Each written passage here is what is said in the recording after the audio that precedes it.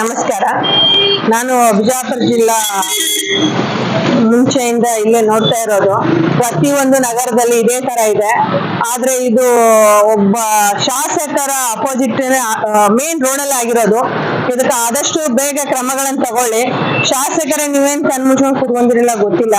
ಪ್ರತಿ ಸಾರಿ ಹೇಳ್ತಾ ಇರೋದು, ಯಾಕಂದ್ರೆ ಇಮಾನ್ದಾರ್ ಸರ್ ಎಷ್ಟೋ ಸಾರಿ ಹೇಳಿದ್ದಾರೆ. ಪ್ರತಿಯೊಂದು ಏರಿಯಾದಲ್ಲಿ ನೋಡಿ ಇದೇ ತರ ಪ್ರಾಬ್ಲಮ್. ಇಲ್ಲಿ ಪಬ್ಲಿಕ್ ಯಾವ ತರ ಹೋಗ್ಬೇಕು ಅದನ್ನ ಸ್ವಲ್ಪ ಗಮನಕ್ಕೆ ತಗೊಂಡು ಅತಿ ಶೀಘ್ರದಲ್ಲಿ ಕೆಲಸ ಮಾಡಿ ಅಂತ ಹೇಳಿ ನಿಮಗೆ ಕಳೆಕಳೆಯಾಗಿ ಕೇಳ್ಕೊಳ್ಳುತ್ತೇವೆ. ಇದೇ ರೀತಿಯಿಂದ ಆಗ್ತಾ ಇದ್ರೆ ಪಬ್ಲಿಕ್ ನಿಮ್ಗೆ ಪ್ರಶ್ನೆ ಕೇಳುತ್ತೆ. ಆ ಪ್ರಶ್ನೆಗೆ ಉತ್ತರ ಕೊಡೋಕೆ ನೀವು ಅತಿ ಶೀಘ್ರದಲ್ಲಿ ರೆಡಿ ಆಗಿರಿ ಸರ್. ಧನ್ಯವಾದಗಳು. ಇಲ್ಲಿ ನಗರದ ಅಸ್ತವ್ಯವಸ್ಥೆ, ಡ್ರೈನೇಜ್ ವ್ಯವಸ್ಥೆ ಆಗ್ಲಿ, ಗಟಾರ ವ್ಯವಸ್ಥೆ ಆಗ್ಲಿ ಹದಗೆಟ್ಟಿದೆ. ಟೋಟಲಿ ಬಿಜಾಪುರದಲ್ಲಿ ಪ್ಲಾನಿಂಗ್ಸ್ ಇಲ್ಲ. ಮಹಾನಗರ ಪಾಲಿಕೆ ಆಗ್ಲಿ, ಜಿಲ್ಲಾಡಳಿತ ಆಗ್ಲಿ, ಕನೆಕ್ಟಿವಿಟಿ ಇಲ್ಲ. ಒಬ್ರಿಗೊಬ್ರು ಕನೆಕ್ಟಿವಿಟಿ ಇಲ್ಲ. ಆಕ್ಚುಲಿ ನಾ ಏನ್ ಹೇಳಕ್ ಬಯಸ್ತೇನೆ ಅಂದ್ರೆ, ಈ ನಮ್ಮ ಯತ್ನಾಳ್ ನಗರ MLA ಯತ್ನಾಳ್ ಹಾಗೂ MP ಪಾಟೀಲ್ರು ಸೇರಿ ಆ ನಗರದಲ್ಲಿ ರ್ಯಾಲಿ ಮಾಡ್ತಿರಲ್ಲ, ನಗರದಲ್ಲಿ ನೀವು ಆ ರ್ಯಾಲಿ ಬಿಟ್ಟು ಸದ್ಯಕ್ಕೆ ರ್ಯಾಲಿ ದೂರಿಡಿ. ನೀವು ಯತ್ನಾಳ್ ಮತ್ತೆ MP ಪಾಟೀಲ್ ಸೇರಿ ಆ ಫ್ರೆಂಡ್ಶಿಪ್ ಇವರು ಮತ್ತು ಶೇರು ಏನ ಡಬಲ್ ಬೈಕ್ ಅಲ್ಲಿ ಹೋಗ್ತಾರಲ್ರಿ, ಬುಲೆಟ್ ಅಲ್ಲಿ ಇಬ್ರು ಕುತ್ಕೊಡ್ರಿ, ನಗರ ಪ್ರದಕ್ಷಿಣೆ ಹಾಕಿ. ಫಸ್ಟ್ ಏನ್ ಸಮಸ್ಯೆ ಎಲ್ಲಿ ಏನೇನಿದೆ ಸಮಸ್ಯೆ ನಗರದಲ್ಲಿ ಅದು ಫಸ್ಟ್ ಗಮನಿಸಿ. ಆನಂತರ ಗಂಭೀರ ಪರಿಸ್ಥಿತಿ ಇದೆ ನಗರದಲ್ಲಿ ಇವತ್ತು ಸದ್ಯಕ್ಕೆ. ಏನೇನು ಅಭಿವೃದ್ಧಿ ಮಾಡ್ಬೇಕು, ಡೆವಲಪ್ಮೆಂಟ್ ಏನಿದೆ, ಗಟರ್ ಎಲ್ಲಿದೆ, ಗಟರ್ಗಳು ಬಿಜಾಪುರದಲ್ಲಿ ಮಾಯ ಆಗಿ ಗಟರ್ ಎಲ್ಲಿ ಮಾಡಬೇಕು, ಗಟರ್ ಮೇಲೆ ಸುಮಾರು ಗಟರ್ಗಳು ಅದ್ರ ಮ್ಯಾಗ ಪ್ಯಾಚಪ್ ಇಲ್ಲ, ಅಂದ್ರೆ ಓಪನ್ ಇದೆ ಡ್ರೈನೇಜ್. ಬಿಜಾಪುರದಲ್ಲಿ ಗಟರ್ಗಳು ಎಲ್ಲ ಓಪನ್ಸ್ ಇದೆ, ಅದು ನೋಡಿ ಫಸ್ಟ್. ಇಲ್ಲಿ ನೋಡಿ ಬಸ್ ಸ್ಟ್ಯಾಂಡ್ ಹತ್ರ ಜಡ್ಜ್ ಇದೆ, ಅವ್ರ ಮನೆ ಮುಂದೆ ತುಂಬಾ ದೊಡ್ಡ ಗಟರ್ ಇದೆ. ಅದು ಸುಮಾರು ನಿಮಗೆ ಆಲ್ರೆಡಿ ಇಂಟಿಮೇಷನ್ ಕೊಟ್ಟಿದ್ದೇನೆ, ಜಿಲ್ಲಾಡಳಿತ ಹೇಳಿದ್ದೇನೆ. ಅದು ಗಟರ್ ಮೇಲೆ ಟೋಪನ್ ಹಾಕಿ, ಅದನ್ನು ನೀವು ಮಾಡಿಲ್ಲ. ಮತ್ತೆ ಜಿಲ್ಲಾಡಳಿತ ಅವರು ಬರ್ಲಿಲ್ಲ. ನಾನು ಆಕ್ಚುಲಿ ಏನಂದ್ರೆ ಎಲ್ಲರೂ ಸೇರಿ ಒಮ್ಮೆ ನಗರದ ಸಮಸ್ಯೆಗಳನ್ನು ನೋಡಿ ಏನೇನಿದೆ, ಏನೇನ್ ಮಾಡ್ಬೇಕಾಗಿದೆ. ಇವರು ಪ್ರವಾಸೋದ್ಯಮ ಸ್ಮಾರ್ಟ್ ಸಿಟಿ ಅಂತಿಲ್ಲ, ಸ್ಮಾರ್ಟ್ ಸಿಟಿ ಅಂತೀರಿ. ಮತ್ತೆ ಅದು ಮತ್ತೆ ಕೇಬಲ್ ಕರೆಂಟಿನ ಕೇಬಲ್ ನೆಲ್ದಾಗ ಹಾಕಂತ ಹೇಳಿದ್ರಿ, ಇನ್ನೂವರೆಗೆ ಅದು ನೆಲ್ದಾಗ ಹಾಕಿಲ್ಲ, ಗಪ್ಪೆ ಆಗಿರೋದು ಮಾತಾಡ್ತಾನೆ ಇಲ್ಲ. ಅದು ಟೋಟಲಿ ಬಿಜಾಪುರ ಸ್ಮಾರ್ಟ್ ಸಿಟಿ ಮಾಡ್ಬೇಕಂತ ಏನೇ ಪ್ಲಾನ್ಸ್ ಇದೆ ನೀವು, ಬಟ್ ನೀವು ಅದು ಮಾಡ್ತಾ ಇಲ್ಲ, ಹೆಜ್ಜೆ ಇಡ್ತಾ ಇಲ್ಲ. ನಾನು ರಿಕ್ವೆಸ್ಟ್ ಏನಂದ್ರೆ, ನಾವು MP ಪಾಟೀಲ್ರು ಮತ್ತು ಯತ್ನಾಳ್ ಬಂದು ಬೈಕಲ್ಲಿ AC ಕಾರಲ್ಲಿ ಬಿಡ್ರಿ. ಇವತ್ತು AC ಕಾರ್ ಬಿಟ್ಟಿಸಿಂದ ನೀವು ಬರ್ರಿ. ಇವತ್ತು ನಗರದಲ್ಲಿ ಸಮಸ್ಯೆಗಳು ಏನಿದೆ ಆ ಬೈಕಲ್ಲಿ ಅಡ್ಡಾಡಿ, ನಗರ ತುಂಬೆಲ್ಲ ಬೈಕಲ್ಲಿ ಅಡ್ಡಾಡಿ ಸಮಸ್ಯೆಗಳು ಏನೇನಿದೆ ಅದು ನಗರ ಯಾವ ತರ ಹೆದಗಟ್ಟಿದೆಯಾ ಅದು ನೋಡಿ, ಅದು ಫಸ್ಟ್ ಸ್ಟೆಪ್ ನೋಡಿ. ಅದು ಹೇಳ್ಬೇಸ್ತೇನೆ. ಶಾಸಕರ ಆಫೀಸ್ ಮುಂದೆ ಈ ರೀತಿ ಇದೆ, ಹಳ್ಳ ಹಿಡಿದ್ರಿ ಬಿಜಾಪುರ ನಗರ.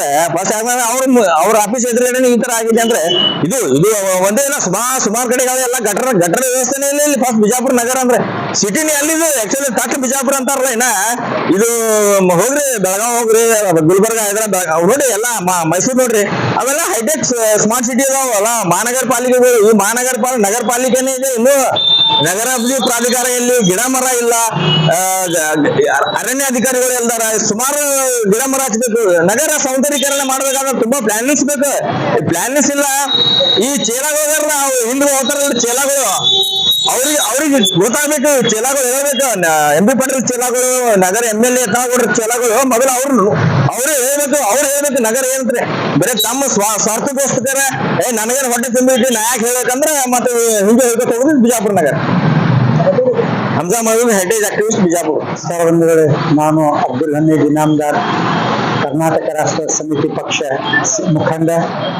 ಇಂದು ನಮ್ಮ ನಗರ ಶಾಸಕ, ವಿಜಯಪುರ ನಗರ ಶಾಸಕ ಬಸನಗೌಡ ಪಾಟೀಲ್ ಅವರ ಕಚೇರಿ ಎದುರುಗಡೆ ಈ ಪ್ರತಿ ವರ್ಷ ಈ ಡ್ರೈನೇಜ್ ನೀರಿನ ಸಮಸ್ಯೆ ಏನೈತಿ, ಮಳೆಗಾಲ ಬಂದ ಸಂದರ್ಭದಲ್ಲಿ ನಗರದ ಪೂರ್ತಿ ಆ ಕಡೆ ಸಿಟಿ ಹಾಸ್ಪಿಟಲ್ ಹತ್ರ ಅರ್ಕಾರಿ ಕೆರೆ ಹಾಗೂ ಸೈನಿಕ ಸ್ಕೂಲ್ ಹತ್ರ ಮಳೆ ಆದಂತ ನೀರಿಗೆ ಎಲ್ಲ ಈ ಕಡೆನೆ ನಮ್ಮ ನಗರ ಶಾಸಕರು ಏನೈತಿ ಆ ಕಾಲುವೆ ಮಾಡಿ ಡೈರೆಕ್ಷನ್ ಸಿಟಿ ಒಳಗೆ ಕೊಟ್ಟಿದ್ದೈತಿ. ಆದ್ರೆ ಮೇಲಿಂದ ಬಂದಂತ ನೀರಿಗೆ ಎಕ್ಸಿಟ್ ಅಂತ ಹೇಳಿದ್ರೆ ಆ ನೀರು ಎಲ್ಲಿಗೆ ಹೋಗ್ಬೇಕು ಅನ್ನೋದು ಅದಕ್ಕೆ ಜೋಡಣೆ ಮಾಡಿಲ್ಲ. ಆಮೇಲೆ ನಮ್ಮ ಇಂಜಿನಿಯರ್ಸ್ ಅಯೋಗ್ಯತರಾದ ಅಂತ ಹೇಳಿ, ಯಾಕಂತ ಹೇಳಿದ್ರೆ ಇದು ಲೆವೆಲಿಂಗ್ ಇಲ್ಲ. ಅಂದ್ರೆ ಮಳೆ ಆದಂತ ನೀರು ಮೇಲುಗಳಲ್ಲಿ ಇಬ್ರಾಹಿಂ ರೇಜಾ ಹತ್ರ ಸಂಗ್ರಹಣೆ ಆಗಿದ್ದು ಯಾವ ಕಡೆ ಹೋಗ್ಬೇಕು ಅದ್ರದ್ದು ಡೈರೆಕ್ಷನ್ ಆ ಕಡೆ ಫ್ಲೋ ಏನು ಗೊತ್ತಿಲ್ಲ. ಇದ್ರ ಪ್ರಕಾರ ಈ ಓಪನ್ ಡ್ರೈನ್ ಮಾಡ್ಲಾಗಿದ್ದೈತಿ. ಸಾವಿರಾರು ಕೋಟಿ ಓಪನ್ ಡ್ರೈನ್ ಖರ್ಚು ಮಾಡೋದು ಉದ್ದೇಶ ಏನಂತ ಹೇಳಿದ್ರೆ ಓಪನ್ ಡ್ರೈನ್ ಉದ್ದೇಶಕ್ಕೆ ಬಂದಂತ ಹಣ ಬಳಸ್ಕೊಂಡು ಅದರಿಂದ ಪರ್ಸೆಂಟೇಜ್ ತಮ್ಗೆ ಸಿಕ್ಕದು ಅದೇ ಉದ್ದೇಶ. ಆದ್ರೆ ಆ ನೀರು ಯಾವುದೇ ಒಂದು ಹನಿನೂ ಹರಿಯುವುದಿಲ್ಲ. ಅದೇ ತರನಾಗಿ ನಾನು ಆ Atal Bihari Vajpayee road open drain ಕೆಲಸನೂ ನಿಂದಿರಿಸಿದ್ದೆ. ಇದ್ರ ಪರಿಣಾಮ ನೋಡ್ರಿ ಇಲ್ಲಿ ಯಾವ ತರ ನೀರು ಹರಿಲಿಕ್ಕತ್ತದ. ಇದು ಇವತ್ತು ಒಂದೇ ದಿವಸ ಅಂತ ಹೇಳಲ್ಲ, ಮಳಿ ಬಂದ ಸಂದರ್ಭದಲ್ಲಿ ಇದನ್ನ ಆಗ್ತದೆ. ಡ್ರೈನೇಜ್ ಇದಕ್ಕೆ ಏನ್ ಮಾಡಿದ್ದೈತಿ, ಒಂದು ಫೀಲ್ಡ್ ಪೈಪ್ಲೈನ್ ಹಾಕ್ಯಾರ. ಕೋಟ್ಯಾಂಗಟ್ಲೆ ಜನರದ ಲಕ್ಷಗಟ್ಲೆ ಜನರದ ಏನದ ನೀರಿನ ಎಕ್ಸಿಟ್, ಬಾತ್ರೂಮ್ ಎಕ್ಸಿಟ್ ಏನೈತಿ ಅದು ಮುಂದೆ ಇದಕ್ಕೆ ಜೋಡಣೆ ಮಾಡಿಲ್ಲ. ಇನ್ನೊಮ್ಮೆ ಅದು ಏನೈತಿ, ಅದು ಕಂದಕ್ ಒಳಗೆ ಏನೈತಿ, ನಮ್ಮ ಇಲ್ಲಿ ಕಂದಕ್ ಒಳಗಿನ ನೀರು ಎಕ್ಸಿಟ್ ಮಾಡ್ಲಿಕ್ಕೆ ಅವ್ರಿಗೆ ಅಲ್ಲಿದ್ದ ಅಂಬೇಡ್ಕರ್ ಸರ್ಕಲ್ ಇಂದ ಅದಕ್ಕೆ ಜೋಡಣೆ ಮಾಡಬೇಕು. ಆದ್ರೆ ಇನ್ನೂವರೆಗೂ ಜೋಡಣೆ ಮಾಡಿಲ್ಲ. ಈ ಜೋಡಣೆ ಮಾಡಲಾರ್ದಕ್ಕೆ ಏನೈತಿ, ಪ್ರತಿ ಸಲ ಇದೇ ನೀರಿನ ಸಮಸ್ಯೆ ಬರುವುದಂತೆ. ನಗರ ಶಾಸಕರು ನಾನು ಸ್ಮಾರ್ಟ್ ಸಿಟಿ ಮಾಡೀನಿ, ನಾನು ಓಪನ್ ಡ್ರೈನ್ ಮಾಡೀನಿ ಅಂತ ಹೇಳಿ ಹೆಮ್ಮೆ ಪಡ್ಕೋತಾರ. ಆದ್ರೆ ಅದ್ರದ್ದು ಆ ಅಯೋಗ್ಯ ಇಂಜಿನಿಯರ್ಗಳು ಏನಾದಾರಲ್ಲ ಅವ್ರಿಗೆ ಯಾವ್ದು ಡೈರೆಕ್ಷನ್. ಯಾಕಂತ ಹೇಳಿದ್ರೆ ನಾನು ಯಾಕೆ ಚಾಲೆಂಜ್ ಐತೆ ಅಂದ್ರೆ ನಾನು ಒಬ್ಬ ಸಿವಿಲ್ ಡಿಪ್ಲೊಮಾ ಮುಗಿಸ್ದವ. ಅಂದ್ರೆ ಇದ್ರದ್ದು ನನಗೆ ಗ್ರೌಂಡ್ ರಿಯಾಲಿಟಿ ಗೊತ್ತದ. ಆದ್ರೆ ಆಮೇಲೆ ನಾನು ಜಲ್ ಬಿರಾದರಿದು ಒಂದು ಸದಸ್ಯನೇ ಇದ್ದೀನಿ. ಇದ್ರಲಿಂದ ಏನೈತಿ, ಪೂರ್ತಿ ವಿಜಯಪುರದ ನೀರಿನ ಬಗ್ಗೆ ಅಂದ್ರೆ ಮಳೆ ನೀರು ಬಂದಂತಾನೆ ಯಾವ ಕಡೆ ಸಂಗ್ರಹಣೆ ಆಗ್ಬೇಕು, ಯಾವ ಕಡೆಯಿಂದ ಎಕ್ಸಿಟ್ ಆಗ್ಬೇಕು, ಅದ್ರ ಬಗ್ಗೆ ನನಗೆ ಅರಿವು ಇರುವ ಕಾರಣದಿಂದ ಇದರಿಂದ ತಮ್ಮ ಮುಖಾಂತರ ನಮ್ಮ ನಗರ ಶಾಸಕರು ಮತ್ತು ನಗರ ಜಿಲ್ಲಾ ಆಡಳಿತದ ಏನೈತಿ ಈ ಸಮಸ್ಯೆ ತೋರಿಸ್ಲಿಕ್ಕೆ ನಾವು ಪ್ರತಿಯೊಂದು ಸಲ ಹೇಳಿದ್ದೈತಿ.